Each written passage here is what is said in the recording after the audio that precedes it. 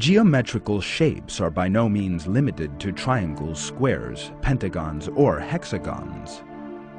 These shapes can also come together in various ways and produce new three-dimensional geometrical ones.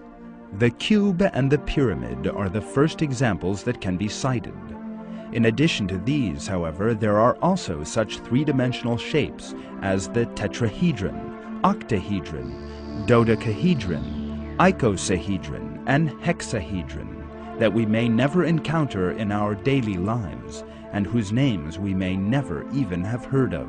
The dodecahedron consists of 12 pentagonal faces and the icosahedron of 20 triangular ones. Scientists have discovered that these shapes can all mathematically turn into one another, and that this transformation takes place with ratios linked to the golden ratio.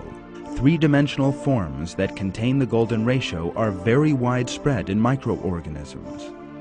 Many viruses have an icosahedron shape.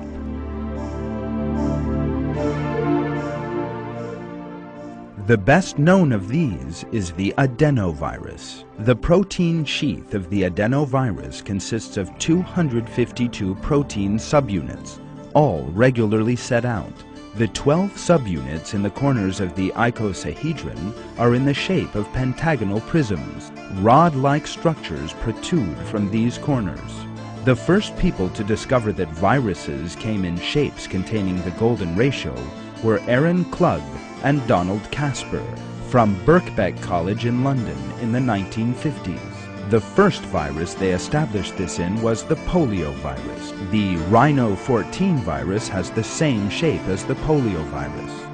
Why is it that viruses have shapes based on the golden ratio? Shapes that are hard for us even to visualize. Aaron Klug, who discovered these shapes, explains.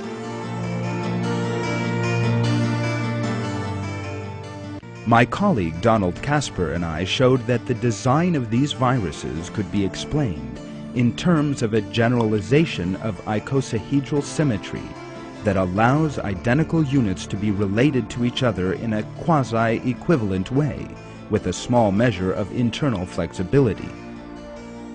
We enumerated all the possible designs, which have similarities to the geodesic domes designed by the architect R. Buckminster Fuller. However, whereas Fuller's domes have to be assembled following a fairly elaborate code, the design of the virus shell allows it to build itself.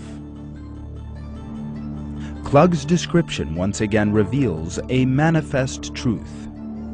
There is a sensitive planning and a perfect structure, even in viruses, regarded by scientists as one of the simplest and smallest living things. This structure is a great deal more successful than and superior to those of Buckminster Fuller, one of the world's most eminent architects. The dodecahedron and icosahedron also appear in the silica skeletons of radiolarians, single-celled marine organisms. Structures based on these two geometric shapes, like the regular dodecahedron with feet-like structures protruding from each corner, and the various formations on their surfaces, make up the varying beautiful bodies of the radiolarian.